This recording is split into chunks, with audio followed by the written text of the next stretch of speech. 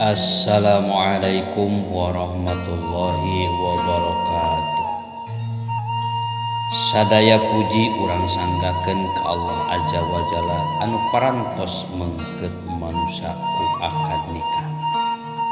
Shalawat sareng salam mugia dilimpahkeun kanu janten kakasihna anu katelah al-amin, anu turunanana bersih tina sifah, oge ka keluargina sareng kasahabatna tug dugi ka urang sadayana anu kalebetkeun kategori mukmin.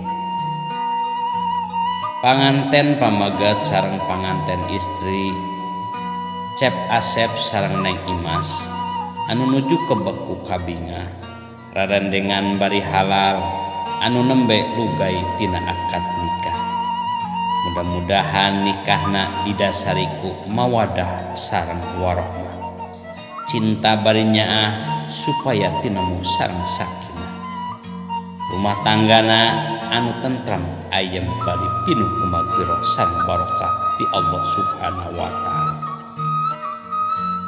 Cep sareng Eneng supaya tetep aranjeun regenep dina sakinah, simkuring pesen kahiji sing yakin yen ieu teh jodoh teh takdir ti Allah, bihin pinasti anyar pinangi ti barang 120 dinten hidup dina patuangan ibu min hini nafsir ruh, ku Allah parantos dipasikeun yen jodoh Cep Asep bakal nikah kane Imas, sing yakin dina hate supaya urang bisa tumarima kana papasten Allah anu maha kawasa.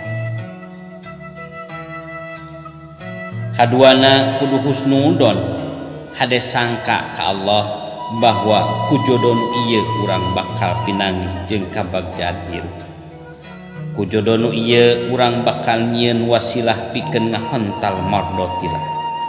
Allah moal patih-pati masikeun jodoh Cep Asep ka Neng Imas, kajaba Allah mukakeun lawang rahmat pikeun ngakabagjaan jeung kasenangan di dunia jeung di akhirat.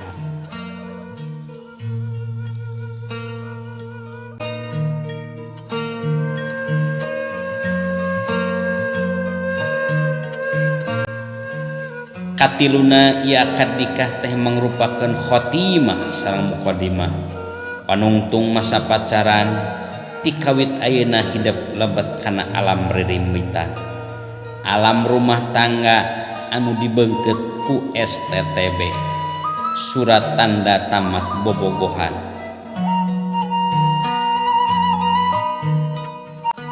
Sabada akad nikah mah kudu bogohnyaan, ulah sakadar bobogohan. Ari bobogohan mah sanajan runtut raut sauyunan moal tinemu jeung sakinah, moal tinemu jeung kabagjaan, sabab di mana parantos lewat jam malam pasti diintip hancip digebrag ronda. Ari bogohnyaan mah anu parantos rumah tangga melalui akad nikah anu sah insyaallah sareng mudah-mudahan tiasa pendak sareng sakinah. Ti mimiti detik ieu niatan ku hate aranjeun duaan yen dina nincak masa dewasa rek bener-bener ningkatkeun katakwaan jeung amal ibadah ka Allah Subhanahu wa taala, sabab wungkul takwa anu ngajamin hayatun thayyibah di dunya jeung di akhirat. Kaopatna wasiat ieu Cep Asep sareng Neng Imas, ku akad nikah inung bapa urang jadi nambahan ditambahan ku mitoha, lanceuk adi dulur-dulur jadi nambah, maka raketkeun tali kaduluran ku urang. Silaturahmian eta kabeh, tepungan kabeh baraya ti salaki jeung ti pamajikan. Ieu teh jalan pikeun dumeuheus ka Allah Subhanahu wa taala. Kade ulah dilalaworakeun komo mun tepi ka megatkeun tali kaduduluran mah dosa gede kaasupna. Kalimatna lalaki ulah leutik hate saur Kangjeng Nabi Muhammad sallallahu alaihi wasallam, fa inna nisaa yatina bil mal, awewe mah datangna teh bari mawa harta, maka ulah sieun teu kaparaban. Ulah risi ku rizki, kabeh makhluk ditanggung jawab rizkina ku Allah subhanahu wa ta'ala. Tapi pamagat gaduh kawajiban anu utama nyata wajib nungtun atawa ngagiringkeun bojo kana jalan anu hade nurutkeun pituduh Rasul, hade nurutkeun tuntunan ajaran agama, sanggup jadi imam dina ngalaksanakeun tugas jeung kawajiban, oge nyontoan leuwih ti heula dina nyingkahan cegahan ti Allah. Babarengan mapai-mapai jalan kabagjaan dunya akhirat. Aya deui kawajiban pameget teh kudu sanggup nedunan kahayang jeung kabutuh anu jadi istri.